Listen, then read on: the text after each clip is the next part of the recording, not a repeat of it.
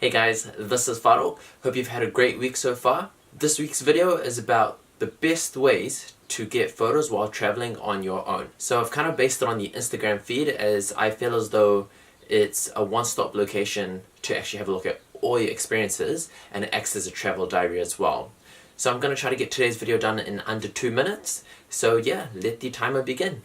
So tip number 1 is probably the most obvious, which is ask someone around you. You're in a completely different country, you're on your own, ask a stranger that is a local to take a photo for you. What you do is you actually set up the photo. So you say, okay, I want it to look like this and I want to be in the middle. And then they'll take the shot for you. If it's not how you like, try it again. If not, approach someone else. The best person to usually go to is someone with a DSLR camera, because they actually know what they're doing and how to get the perfect shot. Tip number 2. Get a tripod with a remote shutter. So those can be ordered off eBay very cheap. It's usually a small tripod with an actual remote, and you can take a photo of yourself by just pushing a button. So that's a really good one there. Just note to yourself that they're not waterproof. I kind of learned that the hard way.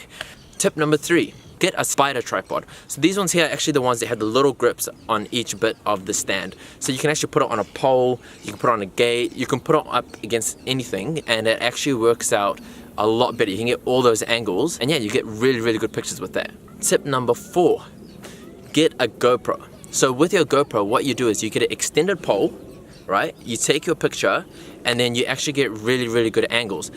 Effective way to do this is actually ensure that the pole is not in the actual picture.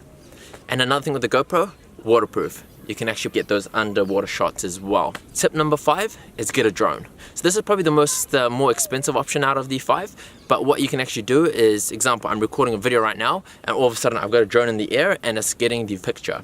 So there are cheaper options as well, and that would probably be a good way as well, because you might be on the beach and then all of a sudden you've got your drone taking a shot from that angle, from that side there, all different kinds of angles. So now that you've gotten your photos, that's half the work done.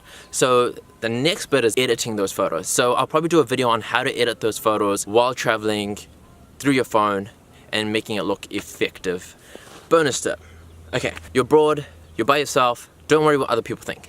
Just get that perfect shot, so when you come back home, you haven't missed a memory. It's all on your phone, and you actually can enjoy the memory and share it with your friends and family. So once again guys, I'm doing weekly videos, so if you enjoyed this, give it a like, give it a sub, and give it a share. Until next time guys, this is Faroq, and love the process.